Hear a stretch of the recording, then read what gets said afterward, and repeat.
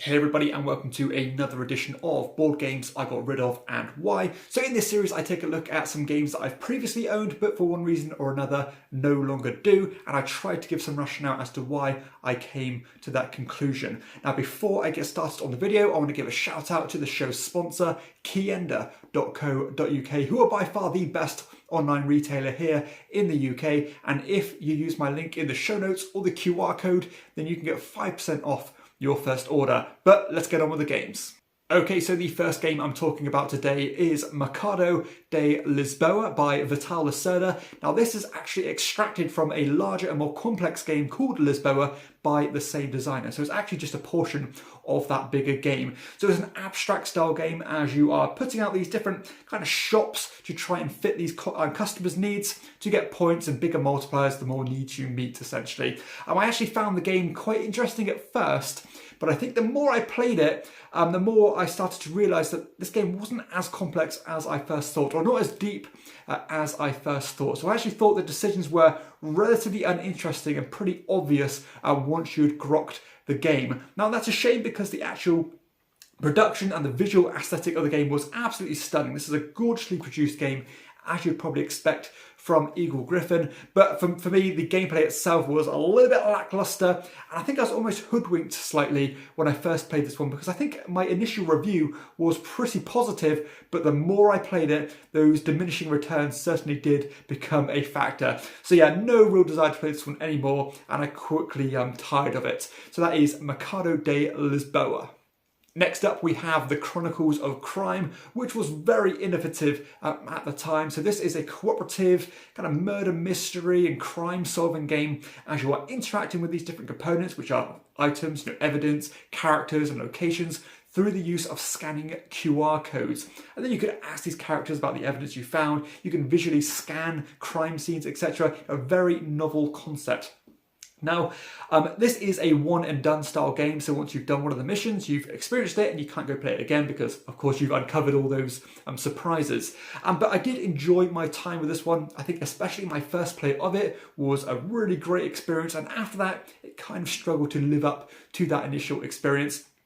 And I actually think that some of the expansion material is just as good, if not better, than the original base game stuff. So, for example, there is this kind of film noir, gumshoe detective style expansion, which I thought was really cool because it added new elements into the gameplay, such as kind of intimidating people and beating them up, etc., which was really cool. And I think that there's a ton of different themes and concepts that could be lent to this game design and framework, which has been done. But for me, I think I've had a good time with it. I've had some great missions, and I think I've kind of ready to move on from it. So I would actually recommend people to try this one if they are into those murder mystery style games and like to solve a pretty straightforward mystery. Now I will say that some of them are a little bit predictable for me. I thought that, not to give too much away, but sometimes if there's a particularly scary looking character, that just so happens to be the bad guy, that kind of thing. And there's some cliches and some things that clearly wouldn't work in real life and in the way you interact with people.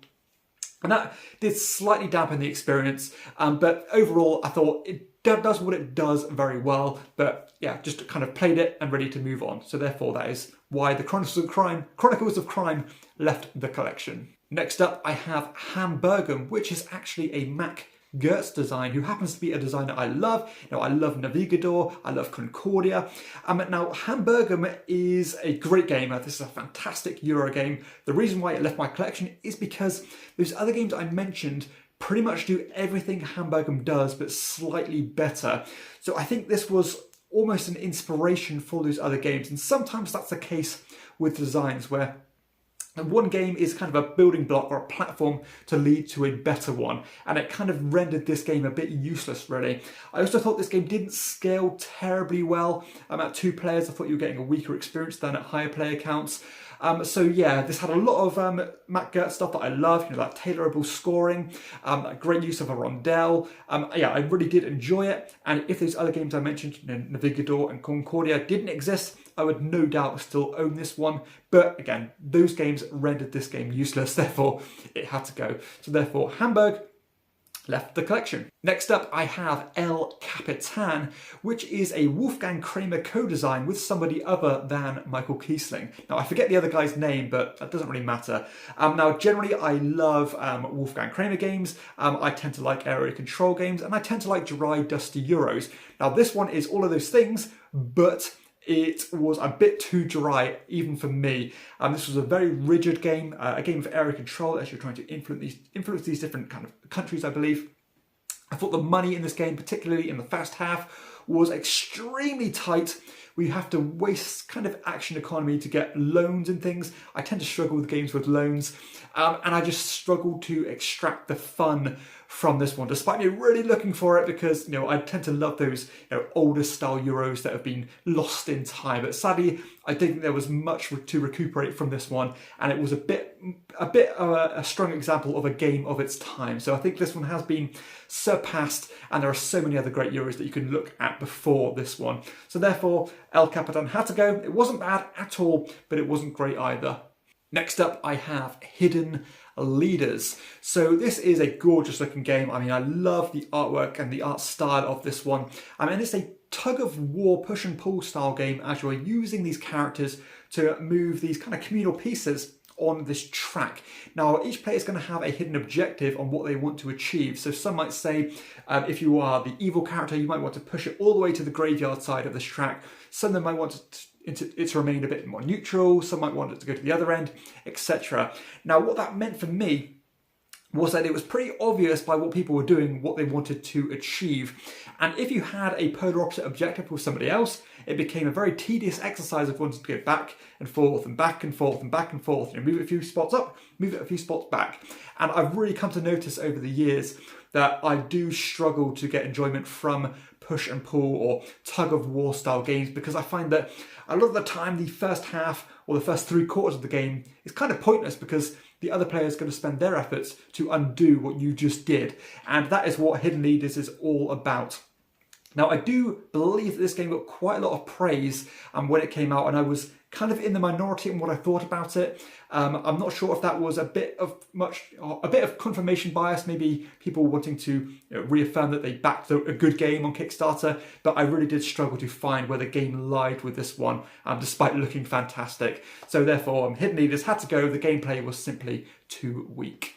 Next up, I have Hanabi, immensely popular cooperative game, a game where you are showing your cards to your teammates and trying to give them clues on what's in their hand, and they're trying to give you clues to what's in your hand. And you're trying to play these kind of firework displays. Really cool concept. Cooperative games are not my forte. Another thing, much like the push and pull thing or the tug of war games, cooperative games I tend to shy away from. Not deliberately, I just tend to notice that I don't have many of them because I don't tend to enjoy them too much. And I thought that once I'd learnt how to play Hanabi and did well for a round or two, I thought, okay, that's cool, that's novel, what's next? So another game I'm in the minority of, because I know this one blew up, people are still playing this one, and I'm sure there are a lot of nuances and some things you can learn and uncover and unravel the more you play it with the same group. But sadly, I wasn't really willing to put that time in because I wasn't that invested in the first place. So therefore, Hanabi left the collection. Next up, I have Pasha, which is a very simple dice game. This is almost a Yahtzee variant, as you're rolling a bunch of dice, trying to get the best combination of them and put a clay marker somewhere on this grid. Now, the thing I liked about this game was this wagering mechanism where if you think you can beat somebody else's score, you can play a higher point value card. So I think if everybody's rolled relatively low, then you might think, well, this is a good chance for me to try and roll higher, and therefore I'm going to put my high card down and hopefully claim it for myself. Now that's pretty much the extent of the game. There's no depth here, there's no complexity, which is not always a bad thing, of course. I like simple dice games, but I think there are better simple dice games than this out there. Now I think about games like the simple Reiner Knizia games like Age of War, or even something like High Score. I think I'd rather lean towards those games to do what this game did anyway. And they're probably even a fraction faster than this one. So I did like it, it had a certain charm to it, but it was a bit of a one-trick pony. Therefore, Pasha had to go. Next up, I have Lost Kingdoms, which is almost an abstract tile placement area majority game, as you have this modular board which you're building, of course, by placing these tiles as you go. These tiles are going to form islands. You're going to be wanting to populate these islands with your dinosaurs, even breeding your dinosaurs to create more of them, etc., to try and dominate them in terms of, majorities. There are a ton of games like this out there. Now, I think this one was a little bit too abstract for my personal taste, a little bit rigid and a little bit zero-sum in terms of what you could do. A little bit plodding as well, because to kind of reform these islands and slide these tiles around, it would take a long time to do it, and it would even take a long time for you to move your dinosaurs around.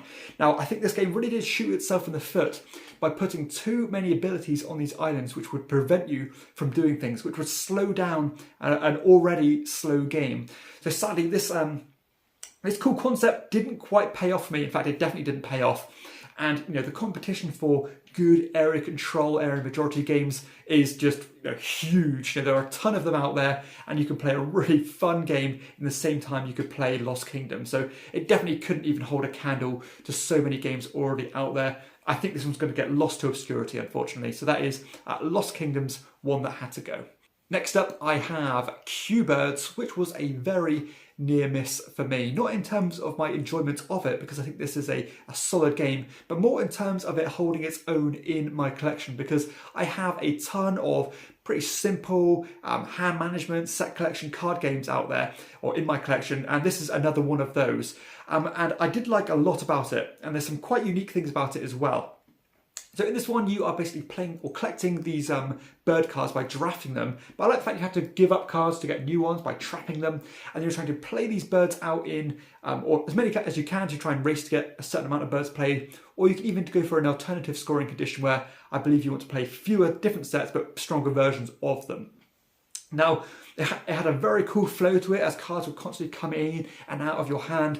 But ultimately, I thought that the more I played this one, I thought that I'd probably rather lean towards another card game I have.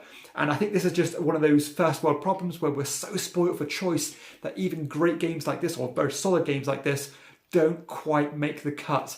So yeah, I think this is just a victim of being a convoluted or a busy area of the board game space at the moment. So maybe a long term, I might look at reacquiring this one, because it is quick, it is simple, and it is kind of my jam really. But yeah, at the moment, I'd lean towards other games before playing Q-Birds. Therefore, I had to be a bit cutthroat and remove it from my collection. And the final game I'm talking about today is going to be the most controversial game on this list, because this was a lot of your guys' favourite game of 2022. Now, the game I'm talking about is Carnegie. So this was actually one of my most anticipated games of last year, because on paper, it has everything I'm looking for. It's a medium-heavy economic Euro game by a great designer. Now, I got the game played, I did enjoy it, I certainly thought it was solid, a well-blended and bunch of mechanisms, but I could not help leave the game feeling somewhat underwhelmed, because I felt like I'd seen everything this game did before. Definitely had no unique identity, nothing that made it stand out. It's relatively complex, it had some good player interaction, and it has some quite novel mechanisms, especially when it came to the unique or personal player boards, where you could move your meeples around to different departments to trigger them. Now, maybe this game was a victim of timing for me personally, because this last year I've slightly started to kind of move the needle towards maybe lighter games, more medium weight games that have depth but aren't so rules heavy or so rules intensive, where Carnegie was maybe slightly above my comfort zone or comfort range that I'm looking at right now. So was I really prepared to keep teaching this game to new gamers? It's going to take about 2 hours to play. I just thought, you know what, there's games out there that I enjoy more, that are faster, that are a bit more succinct, and basically have that unique identity, because the more games I acquire, I like my games to feel different in what they offer to my collection, and I don't feel like Carnegie did that despite being a solid design. So there we have it. That concludes this episode of board games I got rid of and why. I always enjoy making these videos, and it's clear that you guys do too, because it's probably one of my most popular series. If you have enjoyed the video, please be sure to hit like and subscribe to my channel, and check out my other content too. But for everybody else, I'll see you next time on Chairman of the Board. Bye-bye.